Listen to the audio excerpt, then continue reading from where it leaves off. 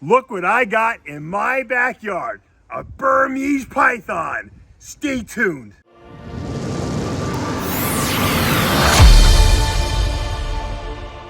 All right, maybe I was overreacting a little bit. This is a Burmese python, and I am in my backyard, but let's face it, this thing wasn't wild in my backyard. This is my beautiful girl, and she has a wild type appearance to her, but she's not wild type. She's got a bunch of hidden genes in her, and I wanted to show her off to you because I haven't shown her to you since she was like a baby, and it's only been about 6 or 8 months since the last time I showed it to you, and she got really girthy. And Pablo could attest to the fact that I do not overfeed these Burms. If anything, I underfeed Burms. I know people feed their Burms pigs and huge rabbits. These guys, she just ate her first jumbo rat the other day. She's been eating like large rats, that's it, once a week, and she doesn't even eat every week sometimes. She's a little bit of a finicky eater, and she's in great shape. She's really muscular. She's not fat at all, but she's been just growing because Burms grow. You don't have to overfeed these guys. And guess what? When you don't overfeed them, they stay super healthy. And as you know, here in Florida, these guys are outlawed, unfortunately, because we have a problem in the wild with Burmese pythons. So we have to keep these. They used to be regulated with a special conditional species license. Now they're outlawed. I have a special display and education permit, and that's what we're doing right now. There's my son Logan, home from school on Freaky Sock Day. Those are some pretty cool socks, Logan. You want to touch the snake? No, he doesn't. She doesn't bite. Any snake can bite, Logan, but she's a sweetheart. Anyway, so I wanted to just show her off to you and show you that a snake that's going to get big, like a Burm, like a retic, doesn't need to be fed massive amounts of food to grow. Matter of fact, they'll be way healthier if they grow at a slower rate, because everything that she's adding now is muscle. It's not fat, okay? And fat is not something that's functional. And when you have a lot of fat on a snake, it really puts a strain on their organs, the liver, the gallbladder, and you know what? It puts a big strain on their heart and lungs. And if they can't breathe right, they get respiratory tract infections. Ultimately, if their heart isn't functioning well, they die early. So if you want to have a snake that lasts you a long time and is a real healthy animal, and I love this, I love big snakes. This is, I would say Burmese pythons are the best big snake out there because they have the best personalities. They're a little snippy when they're babies, but when they get older, they're real beautiful. You want to say hi, guys? Hi. You want to pet the snake? Oh, you had a party at school. Oh, here comes Shayla too. So everyone, it was Mother's Day party, right? So it was really Mama's party. I gave her a party. I gave her a birthday gift. Do you guys like the big snakes or the little snakes better? The big snake. I like the big snake and the little snake. They don't eat the little snakes. Both. Yeah, I do too. I like both too. I like to hedge my ass. But there's nothing better than a big muscular snake. Let's see what else is going on in the facility. We're gonna go inside now. And happy Mother's Day to all you mothers out there. Here's the beautiful male who sired the clutch you're gonna see in a minute. It's in the process of hatching. This is a black pastel leopard candy. Candy being the recessive, albino-ish, T-positive-ish type, I guess you could say, recessive gene morph.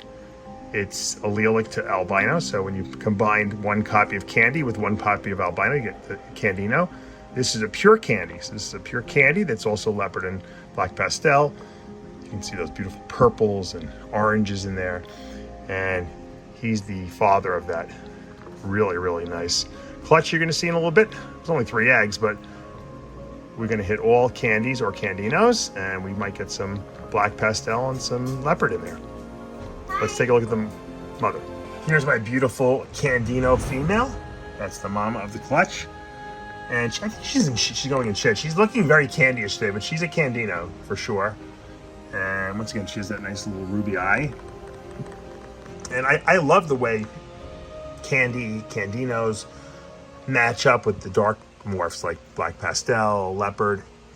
So this clutch should really, really be pretty striking. Looking forward to seeing what we get. So without further ado, we should probably just go in the other room and take a look at some of the babies. I know my kids want to look at them anytime we have eggs hatching. they get very excited. They want to see what we got. They want to get their hands all over it. Usually I have to do 14 takes of video because like, they got arguing and screaming, and you know, this one wants to hold this snake and that one wants to hold that snake. All right, let's take a look and see what we got. All right, Logan and I are actually moving some of the bigger boas into slightly bigger cages. I know, we see you, Logan. And this is one of the beautiful, beautiful onyx boas that I have. This is a Hypo Blood. I hold the tail, it wraps around my yeah, my finger. it likes to hold on. But this is a Hypo Blood Onyx that's 66% Honduran T positive. It's one of the nicest bloods you'll see. That onyx gene really works nice with it. Look at that head spear. This snake is the one that had escaped for like 2 or 3 months and didn't lose a single gram of weight. And now he's back to eating again, and hopefully maybe he'll even be breeding by the end of this year. A lot of people had asked me what the blood and onyx look like together, and this is Hypo Blood Onyx. So beautiful, beautiful snake. Even as it gets older, you know, a lot of times these snakes will brown out. This one's really staying nice and red, and look at those jet black eyes. That's the blood gene right there at its best. Black tongue, gorgeous. Look at he's looking at us. He knows I'm filming. Ah. Yeah, he didn't like that. He doesn't like that camera too much, I think. But we're gonna put him back and let him relax. All right, guys, that's gonna do it for today. I hope you liked today's video. Hope you liked seeing our big snake. Do you want to give this a name, Shayla? What should we name this girl? I'm gonna give it a last name. What? Chark. What do you want to name it? I say Chark. Chark? What's Chark? How about Luca? No, Yeah, that's yeah, a boy's no. name. That's a boy's name. We got to figure a girl's name. How about Elsa Yes. from Frozen? I'm gonna make her a last name. You're gonna make her a last name too. How about Palumbo? That's a good last name. Yeah. Yeah. And now I'm gonna give her a nickname. It's great when you can share your big snakes with the whole family. I'm gonna give her a nickname. What's the nickname? I really alligator. love alligator. I don't know. There's alligators over there though. It's nice when you have a snake that has a really good temperament too. And like I said, the Burms have a great temperament, right, Shayla? If my 2-year-old will pet the snake, let's pet it. Everyone, there you go. And we don't have to worry about the snake biting or anything like that. That's the way to be. But you should always supervise your big snakes because you never know when they can do things that you don't expect. This is a big snake. These are little kids, so of course we never let them hold the snakes without me around. All right, guys, I hope you enjoy what you're seeing. If you are, hit that subscribe button, turn on your notifications, hit that like button. We'll see you back, guys, next week.